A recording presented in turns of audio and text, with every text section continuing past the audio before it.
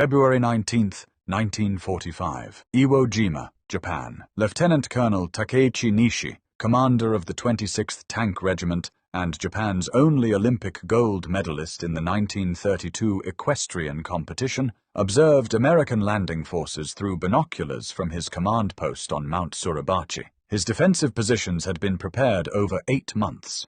21,000 troops defending 1,500 fortified bunkers, pillboxes, and cave systems carved into volcanic rock. Nishi's intelligence officer, Captain Tsunezo Wachi, handed him reconnaissance photographs captured from a downed American aircraft. The images showed modified M4 Sherman tanks, with unusual equipment mounted where the main gun should be. "The Americans are bringing flame tanks," Wachi reported. Modified Shermans designated M4A3R3. The main gun is replaced with a flamethrower system. Intelligence estimates they have approximately 75 of these vehicles for the invasion. Nishi studied the photographs with professional interest mixed with contempt. He had commanded tanks in China. He understood armored warfare. This American modification seemed like desperation, sacrificing the tank's primary weapon, its 75mm gun capable of destroying fortifications and enemy armor, for a flamethrower that had limited range and required the tank to approach within meters of defensive positions.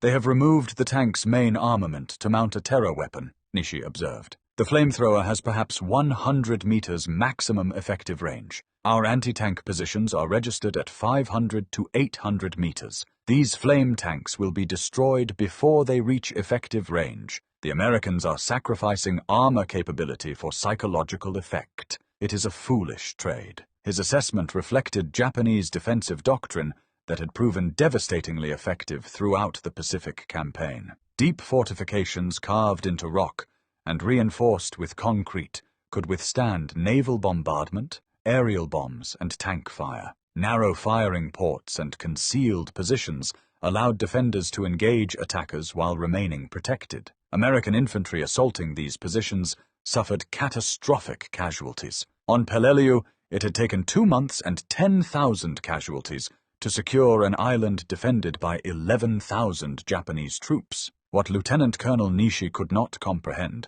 what no Japanese defensive planner had anticipated, was that the Americans had not modified tanks to create psychological weapons. They had created the first effective solution to the tactical problem that had stalled every Pacific Island assault: how to neutralize fortified positions that conventional weapons could not reach or destroy. Within 48 hours, Nishi would be dead, killed by American naval bombardment. Within 36 days, his meticulously prepared defensive positions would be systematically reduced by the weapons he had dismissed as foolish. The flame tanks would prove to be not terror weapons, but precision demolition tools that could accomplish what months of conventional bombardment could not. The M4A3R3 Zippo tank, nicknamed after the popular cigarette lighter, had emerged from brutal lessons learned in the Marshall Islands and Saipan campaigns. American forces had discovered that conventional weapons were inadequate against Japanese fortifications. Artillery and naval guns could destroy surface structures, but were ineffective against cave systems and reinforced bunkers. Infantry flamethrowers could reach into fortified positions, but required soldiers to approach within 30 to 40 yards, exposing them to defensive fire that caused horrific casualties. The solution conceived by Marine Corps engineers was characteristically direct: mount a flamethrower system on a tank. The armor would protect the operators as they approached fortified positions. The tracked mobility would allow operation across rough terrain. The flamethrower itself would project flame directly into bunker apertures and cave openings, reaching spaces that conventional weapons could not penetrate. The technical specifications seemed modest compared to a conventional tank. The main gun was removed and replaced with a flamethrower projector capable of shooting flame 150 yards. The fuel tanks held 290 gallons of napalm, a jellied gasoline mixture that burned at temperatures exceeding 2,000 degrees Fahrenheit and could not be easily extinguished. The system could fire for approximately 80 seconds total, delivered in short bursts of 3 to 5 seconds each. Japanese intelligence officers reviewing these specifications concluded the flame tank was tactically insignificant. The range was too short, the ammunition capacity too limited. The removal of the main gun eliminated the tank's ability to engage other armored vehicles or provide conventional fire support. By every measure Japanese armor doctrine valued, the flame tank was inferior to standard tanks. What this assessment missed was that the Americans were not trying to build a better tank. They were building a specialized bunker reduction weapon that happened to use a tank chassis. The armor wasn't there to fight other tanks. It was there to allow the flamethrower to get close enough to fortified positions to be effective. The limited ammunition wasn't a weakness. It was adequate for the mission of systematically clearing defensive positions one at a time. The first flame tanks came ashore on Iwo Jima on D-Day, February 19, 1945. Marine Corps tankers of the 4th and 5th Tank Battalions had trained for months in flamethrower employment against fortified positions. They understood their mission was not conventional armored warfare, but something unprecedented, mobile siege warfare, where tanks functioned as armored demolition platforms. Corporal Richard Klatt, commanding a flame tank designated Volcano, engaged his first target on D+1, a reinforced pillbox near the base of Mount Suribachi that had pinned down Marine infantry for 6 hours. The position was invisible to naval gunfire spotters. Artillery had failed to destroy it. Bazookas had proven ineffective against the 3-foot concrete walls.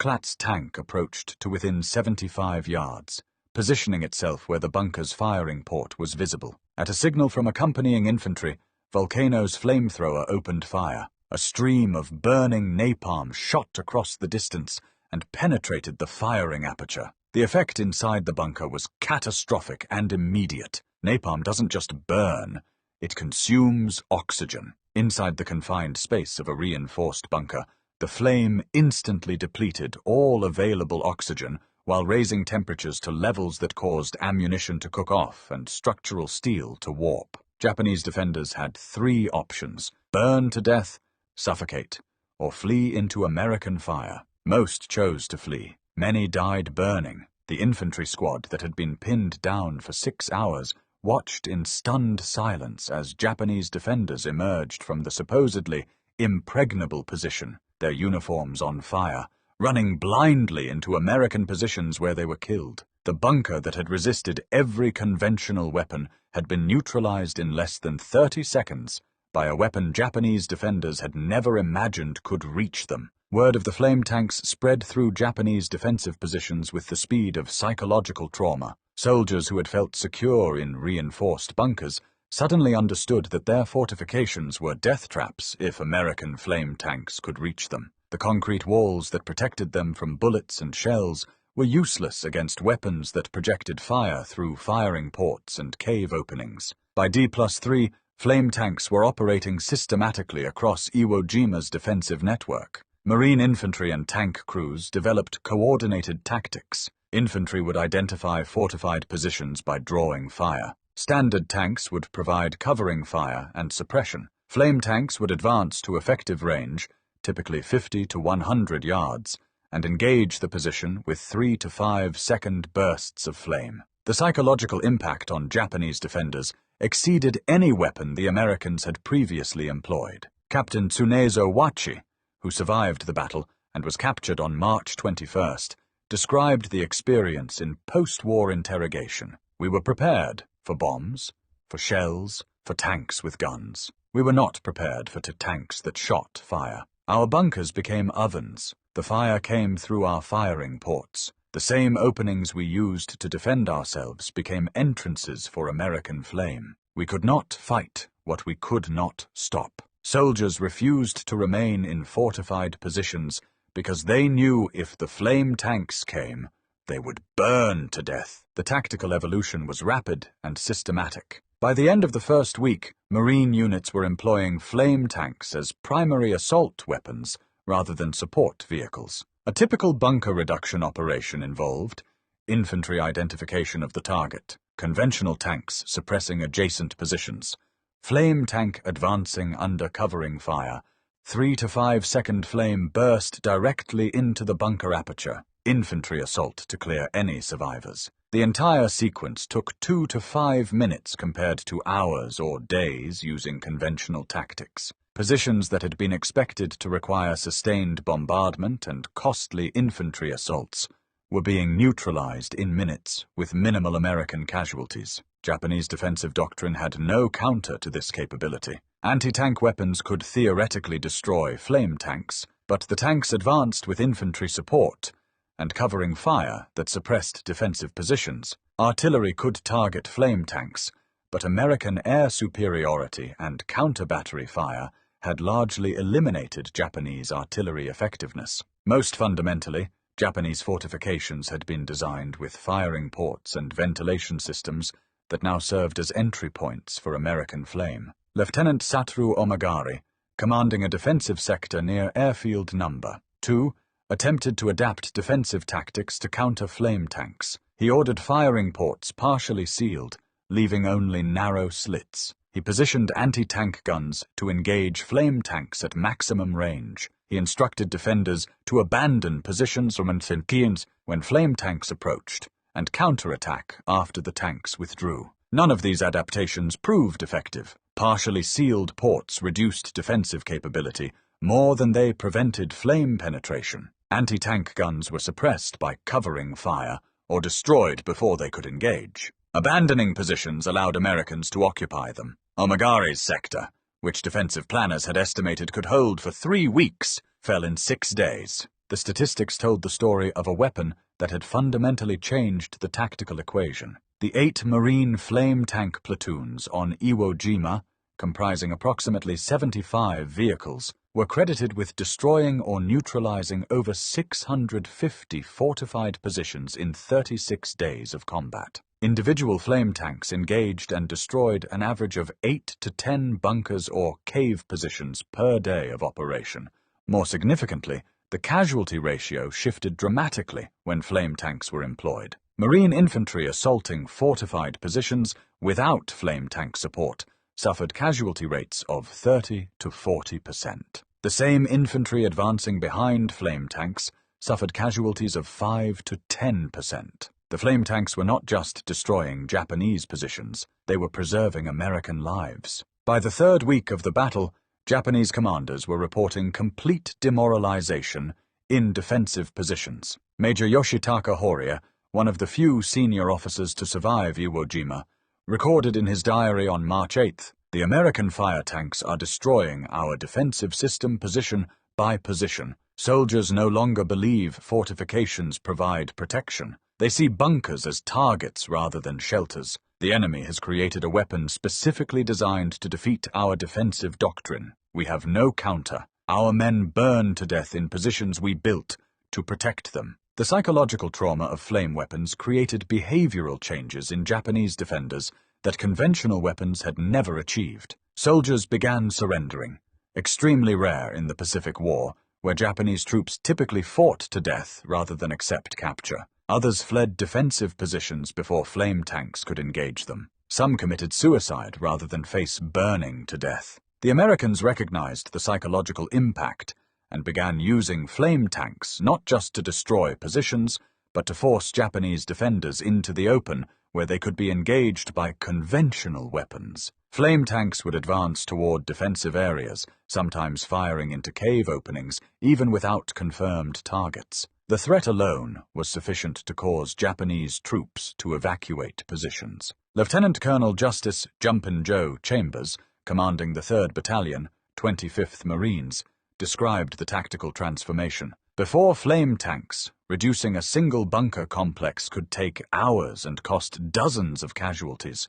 We'd use bazookas, satchel charges, flamethrowers, everything we had. With flame tanks, we'd roll up to effective range, shoot fire into the position, and move on. It changed from siege warfare to systematic clearance. The flame tank was the most effective weapon we had on Iwo Jima, and it wasn't even close. Japanese attempts to destroy flame tanks proved largely ineffective. The tanks were armored against small arms fire and could withstand near misses from artillery. Anti-tank weapons were suppressed by covering fire. Suicide attacks using magnetic mines or pole charges occasionally succeeded, but were extremely costly. Most attackers were killed by accompanying infantry before reaching the tanks. One documented incident illustrated both the effectiveness of flame tanks and the desperation of Japanese defense. On March 4th, a flame tank designated Satan's Breath was disabled by a buried mine near Hill 382. Japanese defenders immediately concentrated fire on the immobilized vehicle,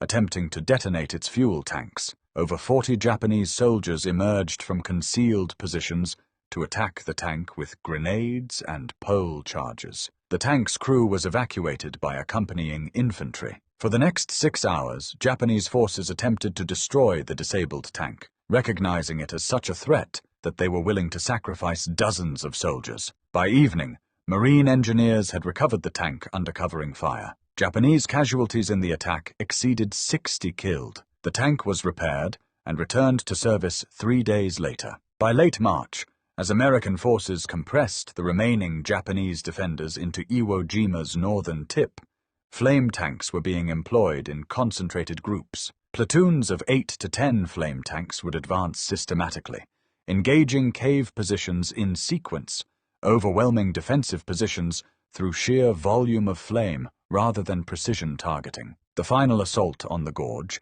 a network of ravines and caves that represented the last major Japanese defensive position, employed 16 flame tanks operating simultaneously. Over a 48-hour period, they systematically engaged every visible cave opening, bunker aperture, and suspected defensive position. The volume of flame projected into the defensive network created an environmental catastrophe for defenders.